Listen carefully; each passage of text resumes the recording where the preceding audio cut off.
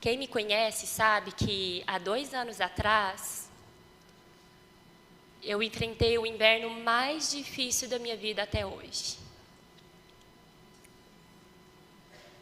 Um dia antes de tudo começar, na minha leitura bíblica, Deus me deu um versículo. Eu não sabia de nada, eu não tinha ideia do que estava por vir. E na minha leitura bíblica tinha Deuteronômio 16:1, que diz: guarda o mês de Abibe, para quem não sabe, é como se fosse o nosso janeiro, é o primeiro mês do ano. Guarda o mês de Abibe e celebra a Páscoa do Senhor, teu Deus. Porque no mês de Abibe, o Senhor teu Deus te tirou do Egito de noite. E essa palavra, de noite, ficou incrustada no meu coração. Eu fiquei pensando, o que seria naquela época, que não tinha eletricidade, que não tinha... O que é? Deus tirou o povo de Israel do Egito de noite. Não foi de dia. Não foi quando tudo estava bem. Foi depois, inclusive foi depois da Páscoa, que teve toda a questão dos primogênitos, a separação entre o povo de Israel e os egípcios. Foi tenebrosa aquela noite, assustadora. E Deus diz, né? Sai. E foi durante a noite. E aquilo me guardou, e aquilo me impactou. E pensei, não importa quão escuro esteja o meu dia, Deus me tirou do Egito, do meu Egito. E aquilo ficou no meu coração. No dia seguinte, de manhã eu levei meu filho na escola e eu percebi que já há alguns dias a minha filha Esther não estava bem, muito animadinha. E eu liguei para a pediatra. E ela pediu para eu ir no consultório. E ela fez um encaixe. Quando ela escutou o pulmãozinho da Esther, ela falou assim, eu não estou escutando nada. Na minha santa ignorância, eu achei que o nada era que ela não tinha nada. Eu jamais imaginei o que estava por vir.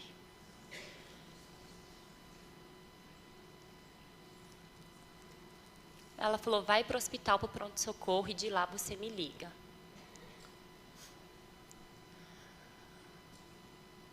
Deixei as coisas organizadas em casa rapidamente. Fui para o hospital. Ela fez o exame, o raio-x. E aí a médica disse assim para mim, internação imediatamente. E ela foi para a sala de emergência da UTI. Naquele momento, eu lembro de ter perdido as forças dos meus joelhos. Já colocaram ela na maca, já colocaram oxigenação, já colocaram um monte de coisa nela. Eu tenho muito a agradecer a todas as pessoas que o Senhor colocou no processo. A doutora Ana, que é a médica da Esther, apareceu no hospital logo em seguida, já foi me ajudar. Nós esperamos, não tinha vagas, nós esperamos, isso era perto do meio-dia, eu sei que nós fomos entrar realmente no quarto, era meia-noite. E eu não posso reclamar, irmãs, só tinha vaga para minha filha naquele dia, porque era inauguração da ala pediátrica nova do hospital. Minha filha foi a primeira paciente daquele quarto. Tem carinho maior de Deus, mesmo no inverno? Eu me lembro de entrar no quarto e uma voz muito clara no meu interior dizendo assim, me louve até o final. Irmãs, eu não sabia o que aquilo significava. Eu sabia que era num contexto, porque eu tinha lido um livro um tempo antes. E aquilo tinha ficado no meu coração. Eu sabia que estava relacionado à experiência daquele livro. Mas eu não tinha ideia do que estava por vir. Mas uma coisa eu tive: temor. Então eu ajoelhei e falei: Senhor, eu não sei o que está por vir, mas eu não quero murmurar. Me ajude a louvar até o final. Eu lembro que naqueles 3 primeiros dias, eu fui assim atropelada por informações e por procedimentos.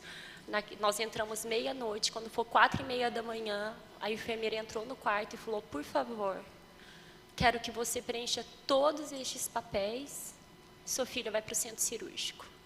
Minha filha tinha 1 ano e 4 meses. Eu falei: sozinha? Porque aquela falsa sensação de que se ela está comigo, então está tudo sob controle. Ela falou assim: sozinha, ela precisa entrar sozinha com os médicos, você não pode entrar.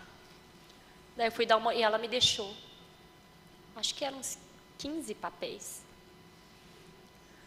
Uma página após a outra, de todos os riscos que a minha filha poderia sofrer. Inúmeros. E você assina embaixo que se acontecer você não vai processar o hospital.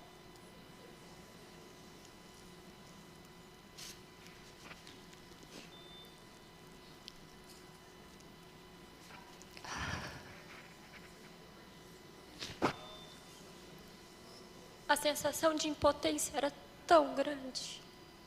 Mas o que eu poderia fazer? Assinei um por um. Preenchi. Ajoelhei e fui orar: Senhor, eu não posso entrar naquele centro cirúrgico, mas o Senhor pode. Protege a Esther, cuida dela. Logo eles a levaram. E eu me lembro de ter ficado sem forças, ter me ajoelhado, eu levei ela até a porta do centro cirúrgico, voltei para o quarto.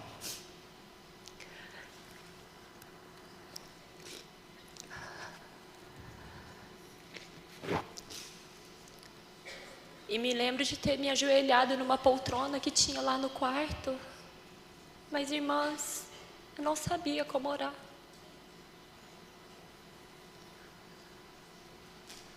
Às vezes, a situação é tão assim, que a gente não tem palavras. A gente quer entregar para Deus, mas a gente não sabe nem como começar a orar. A dor é tão grande. Daí eu me lembrei de uma história que eu li muitos e muitos anos atrás. Eu ainda provavelmente estava na universidade. E essa história dizia assim, vou tentar falar.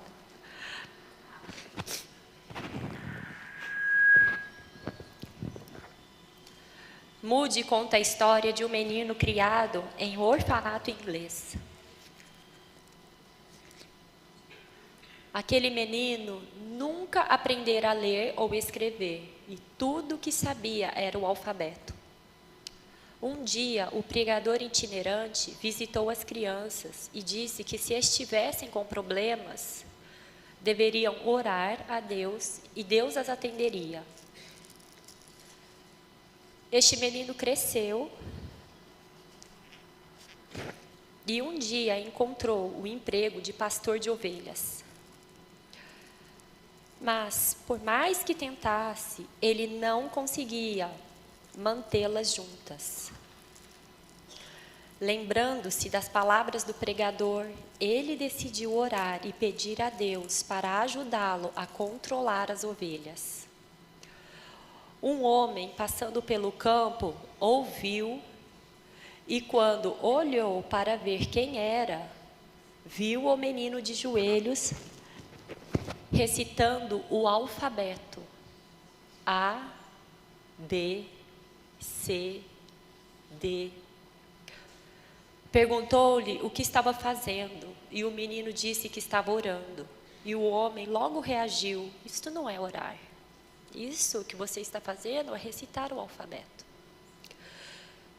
O menino respondeu: eu não sei orar, mas acredito que se der a Deus tudo o que eu sei, Deus poderia organizar as letras em uma oração e me dar o que eu preciso. Queridas irmãs, eu orei muitos ABCDs naquela sala, naquele quarto de hospital. Literalmente, A, B, C, até o Z, e voltava para o A. E eu acreditava que o Senhor, com seus gemidos inexprimíveis, poderiam completar as minhas orações.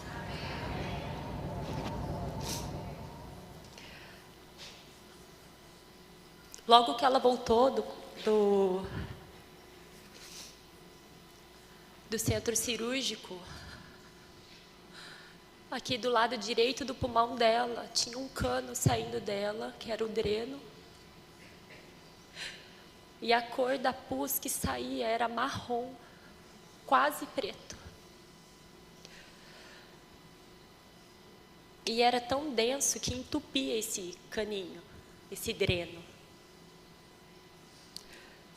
Depois de 3 dias, nem 3 dias, talvez 2 dias, no segundo dia ela teve que entrar no centro cirúrgico de novo, porque viram que o dreno não estava fazendo efeito. E teve que colocar de novo. E o cano que colocaram era um cano cerca de 1 centímetro de diâmetro, no pulmãozinho dela, para que pudesse sair tudo que estava fazendo mal. O inverno é assim, sabe, gente? Dói, tem que ter cirurgia às vezes, mas Deus tem que tirar tudo que está nos matando.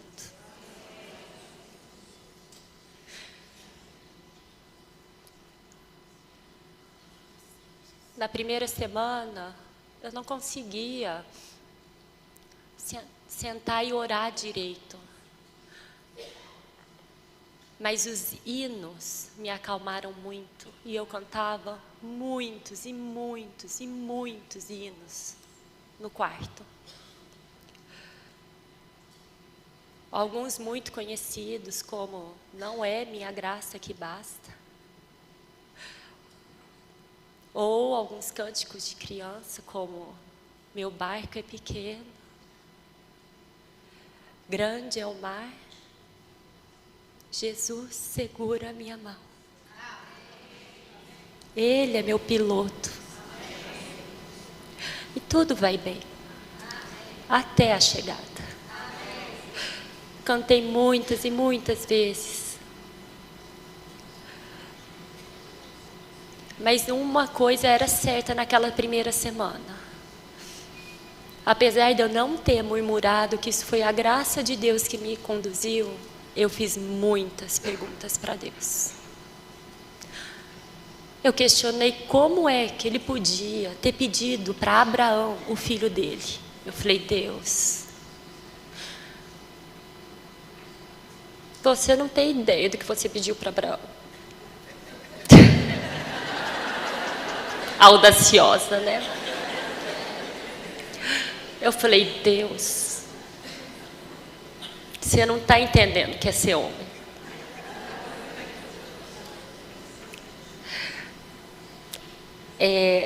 Acho que você perdeu o controle das coisas.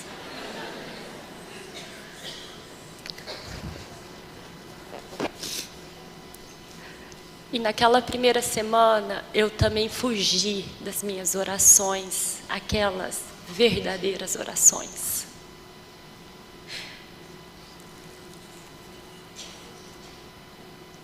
Porque, afinal de contas, eu consagrei minha filha antes de engravidar, eu consagrei ela durante toda a minha gravidez, eu consagrei a minha filha no dia que ela nasceu, todos os dias depois, quando ela estava com saúde. Mas no dia que as coisas mudaram, eu falei, Deus, ela é sua, mas ela é minha. Desculpa, mas não vai dar para reconsagrar de volta. Porque eu tinha certeza que se as palavras, Senhor, ela é tua, saíssem da minha boca, eu tinha certeza que Deus levaria ela embora no minuto seguinte.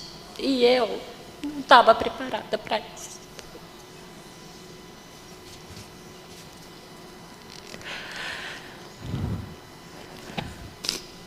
O medo, o pânico, o pavor, e aquilo foi crescendo dentro de mim de tal maneira que eu comecei a estender isso. Então eu começava a pensar, meu filho está na escola, meu Deus, ele vai cair lá do parquinho, vai bater cabeça. Ai, meu marido está indo de carro, aí ele vai ter um acidente, meu Deus. E aquilo foi crescendo. E outras coisas da minha vida que estavam bem, que o Senhor estava cuidando, eu comecei a entrar em pânico.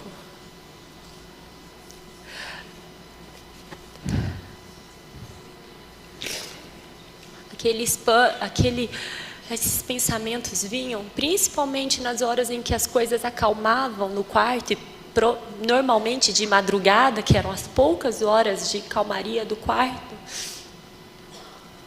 E eu me lembro também de ter falado, Senhor, eu não aceito ser vítima dos meus pensamentos. Então eu orava e lia aquele Salmo de 121 que diz assim: eleva os olhos para os montes, de onde virá o meu socorro? O meu socorro vem do Senhor que fez os céus e a terra. Ele não permitirá que os teus pés vacilem. Mas eu orava assim, Senhor, você não permitirá que os pés da Esther vacilem. Não dormita aquele que guarda a Esther. É certo que não dormita, nem dorme o guarda da Esther. O Senhor é quem guarda a Esther. E assim eu orava e lia. Aí terminava o da Esther, eu punha o nome do Gabriel. E terminava o do Gabriel, eu punha o nome do Rafael. E isso acalmava meu coração.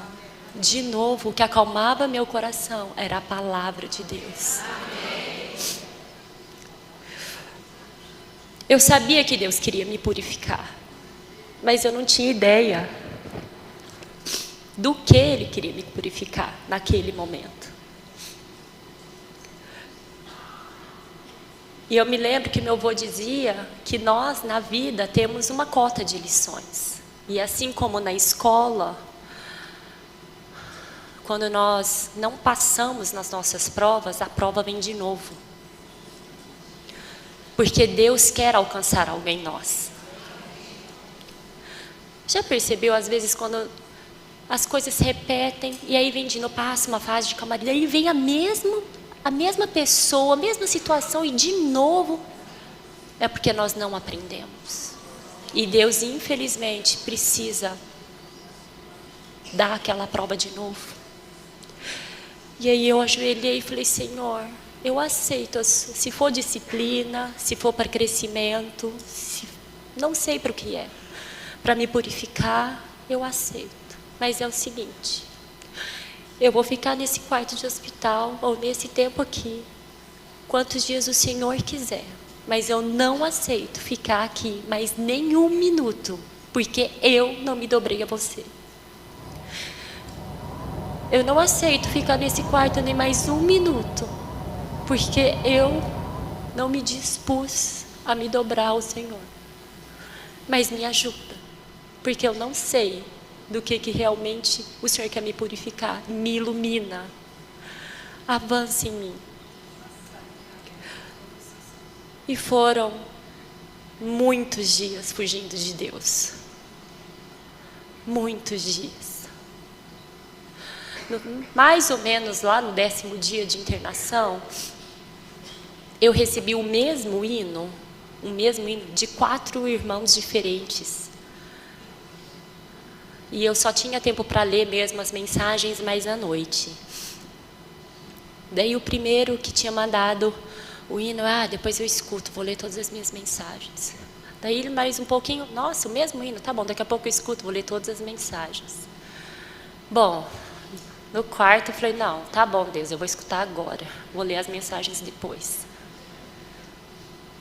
Mas esse hino mudou muita coisa na minha vida e trouxe muita luz. Esse hino dizia que Deus é Deus. Se Ele faz, Ele é Deus. Se Ele não faz, Ele também é Deus. Se Ele cura, Ele é Deus. Mas se Ele não curar, Ele também é Deus. Ele é Deus em qualquer circunstância. Irmãs, eu me lembro de ter ajoelhado no cantinho que tinha no quarto, ter pedido perdão para o Senhor, e fiz uma oração diferente. Eu confessei os meus medos. Falei: Deus, perdoa-me. Não é pelo que o Senhor faz, é pelo que o Senhor é. Eu quero experimentar quem você é. Senhor, eu tenho medo de te reconsagrar minha filha, porque eu tenho medo que você a leve embora. Eu tenho medo de como eu vou viver depois. E fui contando os meus medos para Deus, um após um. E o interessante de confessar, irmãs, é que Deus também foi me libertando de um a um dos meus medos. Não é só chegar para Deus e falar: Deus, cuida dos meus medos. Dê nome aos seus medos. Dê nome ao medo que você tem e por que você tem medo. Tenha uma conversa sincera com Deus. Mudou tudo para mim naquela noite. Não sei quanto tempo eu fiquei.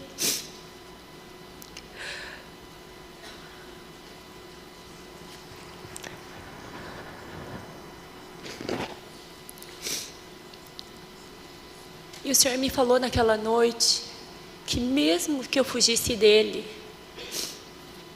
Ele é Deus e Ele faria o que Ele quisesse.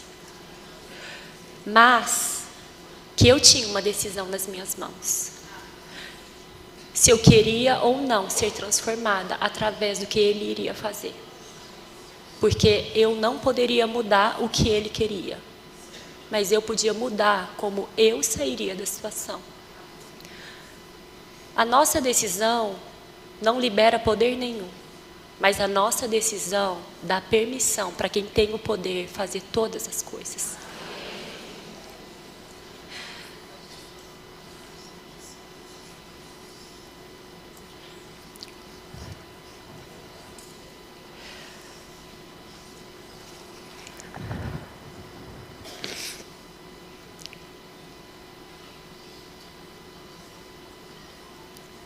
Naquela noite eu também orei ao Senhor, que eu não queria ser a mesma do começo do inverno até o fim do meu inverno.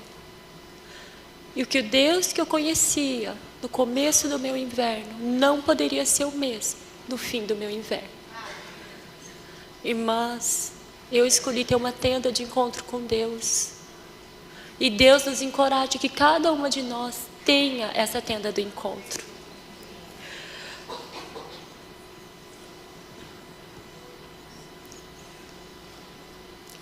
Logo depois, alguns dias depois, nós teoricamente estávamos caminhando para o fim do tratamento, no 14º dia, que é assim: se você toma esse remédio por 15 dias e não tem febre, você caminha para a última semana do tratamento.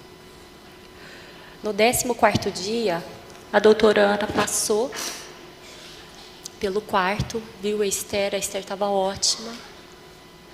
Nós estávamos felizes, comemorando que a gente ia entrar no estágio final. Ela saiu do quarto, nem 5 minutos depois, quando eu fui trocar a Esther, no mesmo local onde estava a drenagem, saiu uma substância marrom, muito esquisita, e estava pegando por todo o curativo aqui nas costas. Na hora eu chamei a enfermeira foi correndo, chamou a chefe da UTI.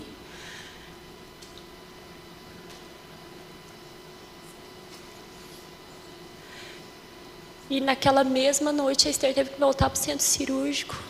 Ela teve febre. E tiveram que fazer um novo procedimento nela. E a febre zerou toda a contagem. Era como se não tivesse tido tratamento nenhum. E eu me lembro de ter ido ao céu, ao inferno em 5 minutos.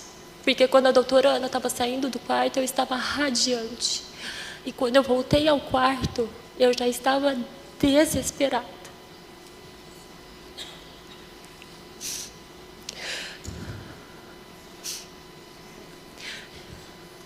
Eu me lembro também de me ajoelhar e falar: Deus, eu me recuso a ser a folha seca dessa situação. Eu não sou a folha que caiu da árvore. Eu sou a árvore com raiz. Eu não posso ser vítima das circunstâncias e das notícias que me rodeiam. Eu me recuso a viver assim. Eu tenho um Senhor. Eu tenho pai, mas vivo como órfã. Naquela noite, eu orei ao Senhor que me desse a experiência de sentir paz, independente das circunstâncias. E Ele me fez lembrar de 2 versículos. Salmos 1:3, que diz: Ele é como árvore plantada junto à corrente das águas, que no devido tempo dá o seu fruto, e cuja folhagem não murcha, e tudo quanto ele faz será bem sucedido. É como árvore plantada. Essa palavra murchar, ela não murcha. Essa palavra murchar quer dizer que ela não afunda, ela não cai, ela não esmorece, ela não desfalece. E Salmos 1:3 diz: Ele é como árvore plantada junto à corrente de águas que no devido tempo... Não, é outro, desculpa, irmãs. Jeremias 17:8. Porque ele é como árvore plantada junto às águas, que estende as suas raízes para o ribeiro e não receia quando vem o calor. Mas a sua folha fica verde, e no ano de sequidão não se perturba, nem deixa de dar fruto. Essa palavra estender, no original, quer dizer direcionar. As nossas raízes, quem comandamos somos nós. Para onde eu e você temos direcionado as nossas raízes? Diz que a palavra receia é que nem percebe. Imagina vir uma situação e você nem perceber, porque você está plantada. E diz que não se perturba, quer dizer, não teme, não fica ansioso, não se preocupa, não fica com medo. E aquela noite eu orei e li esse versículo: Senhor, eu quero ser como essa árvore plantada junto às águas, que direciona as minhas raízes para o ribeiro, que não percebe, que não considera quando vem o calor, mas a sua folha fica verde. No ano de sequidão não teme, não fica ansiosa, não fica preocupada, não está com medo, nem tem pavor, nem deixa de dar fruto. O poder do inverno é também reconhecer que o verdadeiro e a única fonte é estar junto às águas.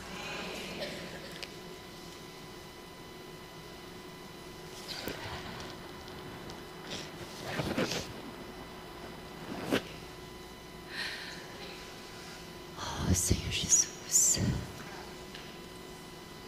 Durante meu período no hospital, eu li alguns livros também. No meu pouco tempo de folga, quando a Esther dormia, à luz da lanterna, porque eu desligava a luz do quarto.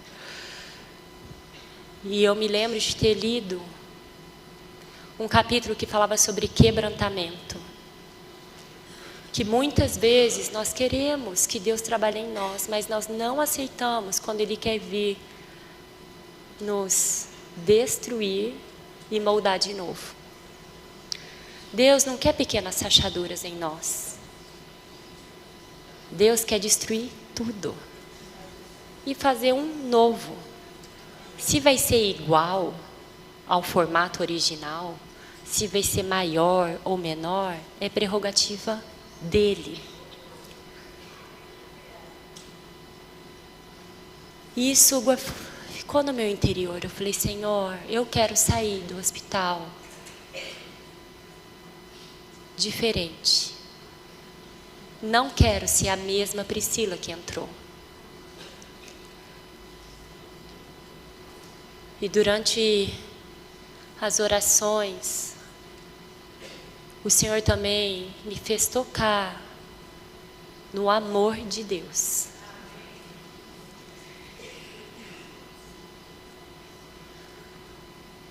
Deus sabia muito bem o que Ele estava pedindo para Abraão, não é verdade? E o pior, Ele deu seu único filho por mim e por você. E eu toquei no amor de Deus de um modo como eu nunca tinha tocado antes. Uma coisa é a gente saber e outra coisa é a gente tocar. Eu jamais daria minha filha. Jamais. Nenhum dos meus filhos. Mas Deus deu o seu filho por mim e por você. E nós ainda éramos inimigos de Deus. Deus é Deus. Ele é o oleiro. Nós somos só o vaso.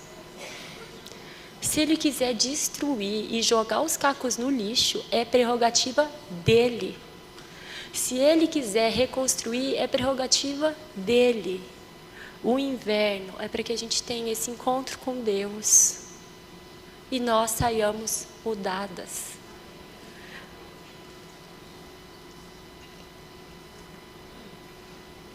Eu conheci um Deus que jamais conheceria na primavera ou no verão. E Deus sabia a minha exata cota do que me faria perder todas as minhas forças. Os irmãos às vezes brincam que é para a gente abrir aquela salinha fechada.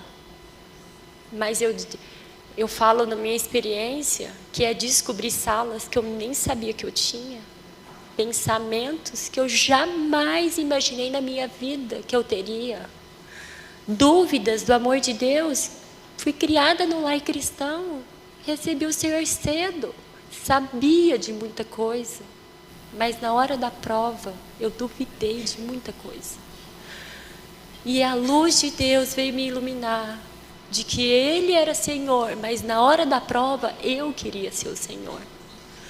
Que eu tinha um Deus, mas na hora da prova, eu queria ser Deus. Porque eu achava que Ele estava perdendo a mão das coisas. E às vezes, porque a gente não entende os porquês, a gente não deixa Deus trabalhar. E a gente não decide deixar Ele trabalhar.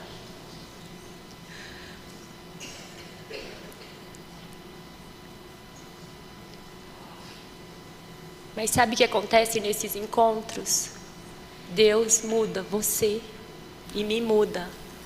E quando nós tocamos no amor de Deus, tudo muda de perspectiva. Mostra quanto Deus é magnânimo e quanto eu sou pequena.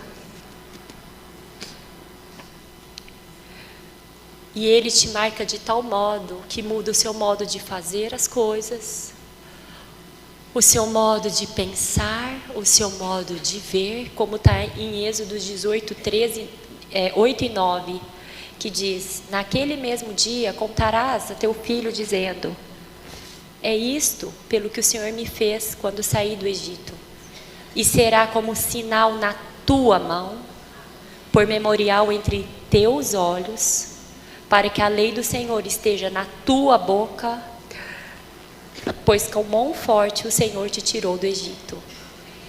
É a tua mão que tem que ser marcada, é a minha mão que tem que ser marcada, é entre os teus olhos e entre os meus olhos, na tua boca e na minha boca. Deus muda o nosso modo de fazer, de pensar, e de falar. Deus muda a nossa constituição. E tudo fica tão pequeno. Não é que não dói, dói muito. Não é que você não tem direito a ficar triste ou ter medo, mas você escolhe que esses sentimentos não vão dominar a tua vida e o teu inverno. Em Apocalipse 2,17 também diz, eu amo esse hino, quem tem ouvidos, ouça o que o Espírito diz às igrejas. Ao vencedor dar-lhe-ei do maná escondido, bem como lhe darei uma pedrinha branca, e sobre essa pedrinha é escrito um novo nome, o qual ninguém conhece, exceto aquele que o recebe. Essa pedrinha branca é a aprovação de Deus e um nome querido de intimidade que você aprendeu nos momentos de dificuldade. Você tem, assim como um casal ou melhores amigas, tem às vezes apelidos carinhosos. Deus vai te dar um novo nome. Só Ele sabe como Ele te consolou. Só Ele sabe como Ele te carregou no colo. E só você sabe como foi receber esse abraço. Como foi receber este cuidado.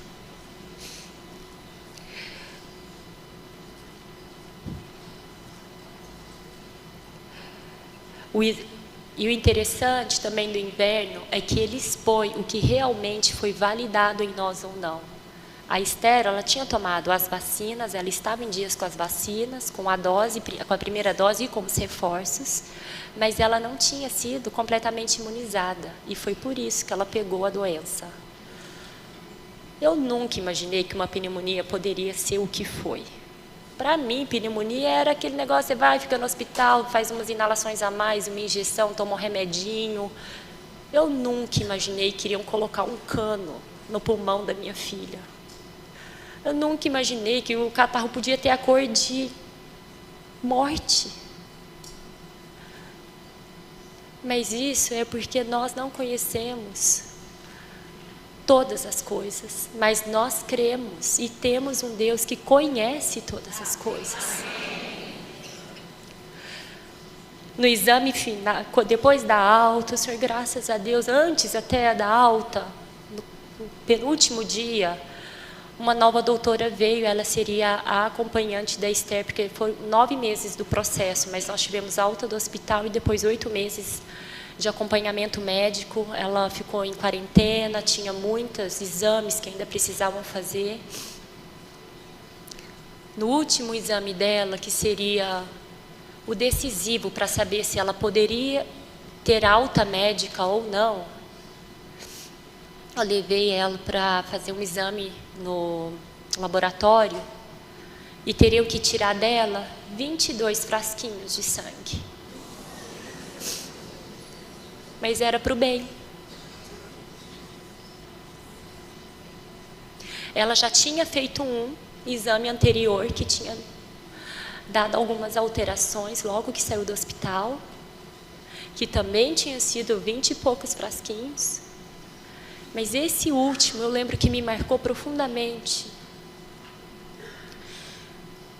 Porque apesar de serem 22 frasquinhos, se nós cooperamos, quando a gente tem uma certa maturidade e a gente fica bem quietinha, leva uns 10 minutos, mas acaba.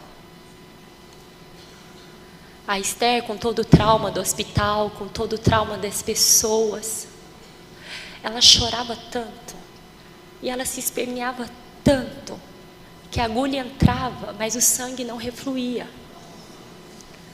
E furaram ela mais de 20 vezes. Quanto mais ela se agitava, mais um adulto entrava na sala, mais segurava ela, ao ponto de ter 4 adultos, mais eu, que ela estava no meu colo, segurando ela, para que a gente pudesse completar o exame. E seria o exame que daria alta para ela, se tudo desse certo. E eu lembro que eu fiquei nessa sala por quase 2 horas. E no final a gente conseguiu tirar só 6 frascos. E até as enfermeiras falaram, não, a gente vai conversar com o laboratório, a gente vai dar um jeito e ela vai fazer todos os exames que ela tinha que fazer, porque eram 22 frasquinhos, mas eram assim, mais de 40 exames. E eu saí esgotada daquela sala, mas tão exposta diante de Deus, porque às vezes Deus só quer dar uma agulhadinha, porque Ele quer te dar alta, passar para uma nova fase, e você esperneia tanto, e eu esperneio tanto, e eu brigo tanto, que tem que entrar um outro adulto para segurar, e aí esperneio mais, e aí tem que entrar outro para segurar, daí você esperneia mais e grita, e outro para te segurar, e aquilo acabou fazendo várias feridas nela, que não precisavam, e nós também, muitas vezes, nós temos feridas que nós não precisamos, porque nós lutamos contra Deus, porque lutamos contra as situações que Deus nos deu. É uma agulhada? Dói, dói. Mas se a gente aceita, se a gente permite que esse exame seja feito, pode te dar alta. Eu lembro de ter saído esgotada e tão exposta daquele sala de laboratório. Falei, Senhor, quantas vezes eu sou assim, do jeitinho que a Esther foi, ou pior. Ela fez isso, porque é claro, com recém 2 anos feitos, que maturidade ela tinha, não é verdade? Mas é isso, Deus quer crescer em nós. Deus quer a nossa maturidade também, através das situações. E sabe o que acontece, irmãs?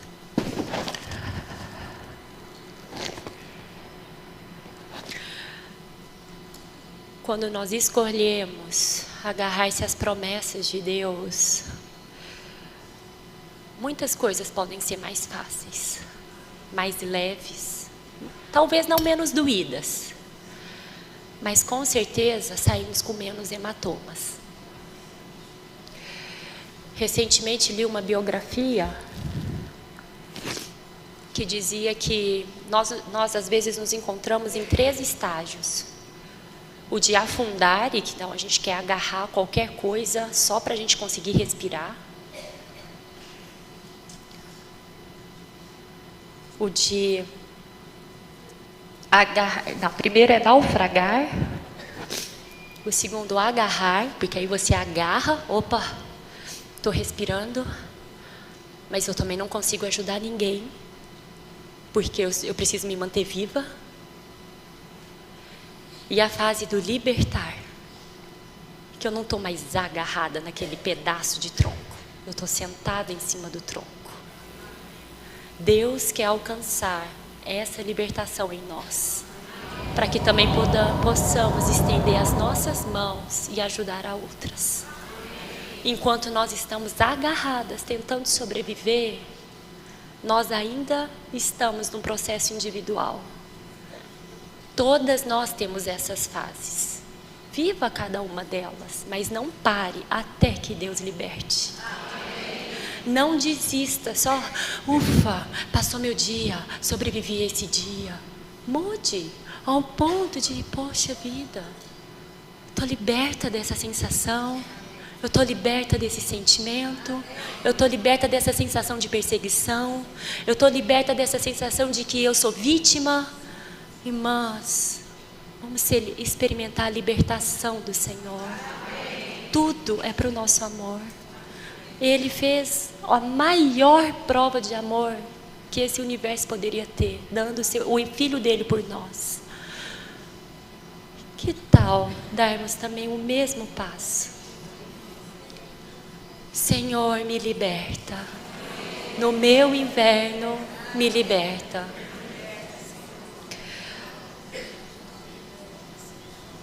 E aí, sabe o que acontece? Um novo ano vem. É gostoso ter um ano novo. Quando foi a última vez que você teve um réveillon com Deus? Será que entra ano e sai ano, mas nossa vida espiritual está na mesma pegada? A gente está assim, você se sente às vezes naquela rodinha do hamster? correndo, correndo, correndo, correndo, sem sair do lugar. Às vezes eu me pego assim. Nossa, vem situação, a mesma rodinha, não é possível. Na Bíblia existem muitos e muitos versículos falando sobre o primeiro dia, no primeiro mês do ano. No primeiro dia do primeiro mês do ano, Deus tirou o povo do Egito. No primeiro dia do primeiro ano, Deus estabeleceu a santificação do templo. No primeiro dia do primeiro ano, Deus mandou purificar e santificar o templo, levantar o tabernáculo, partir da Babilônia. São todos versículos baseados em primeiro dia do primeiro mês do ano. Queridas irmãs, Deus quer ter conosco primeiros dias de primeiros meses do ano. Um 1º de janeiro na nossa vida com Deus. Não importa quantos anos a gente esteja, vem o inverno, para purificar. As feridas mostram o nosso interior, as feridas mostram os nossos reais sentimentos, quem nós realmente somos. Mas uma coisa que é o primeiro dia do ano, comemora uma nova fase com Deus, com crescimento.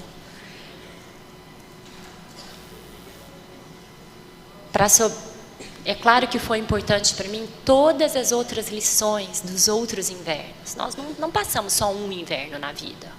Claro que alguns são bem mais pesados do que outros, alguns são leves. Mas o importante é que a cada inverno a gente tenha um encontro com Deus. Há uma tenda do encontro em cada estação, inclusive no inverno. Novos ciclos virão, coisas boas, a primavera chega. E quero encerrar com 2 Coríntios 4:7, que diz: temos, porém, este tesouro em vasos de barro, para que a excelência do poder seja de Deus e não de nós.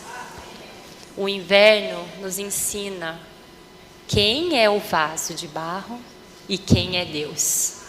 E faz uma distinção muito, muito clara. E outros invernos virão para a gente nunca se esquecer de que eu sou apenas o vaso. A excelência do poder e do tesouro é dele.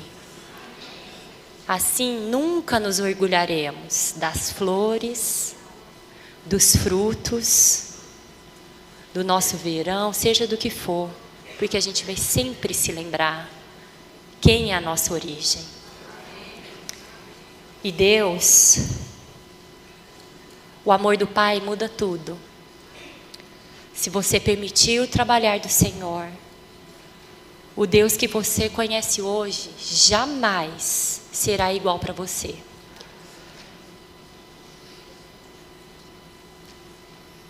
Os seus encontros lhe darão uma nova intimidade com Deus, um novo nome, uma fé mais pura e um novo ano. Pessoas que já passaram por muitas e muitas provações, eu tenho lido muitas biografias de grandes homens de Deus, e uma coisa é certa dentre eles: apesar de ninguém pedir as situações difíceis, os que realmente se encontraram com Deus não gostariam nunca de voltarem a ser quem eram antes.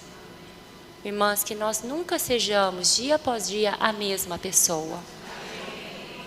Dentro da sua experiência do seu inverno, ano após ano, tenha novas memórias e novas experiências com Deus, novos encontros, novos nomes que ninguém conhece.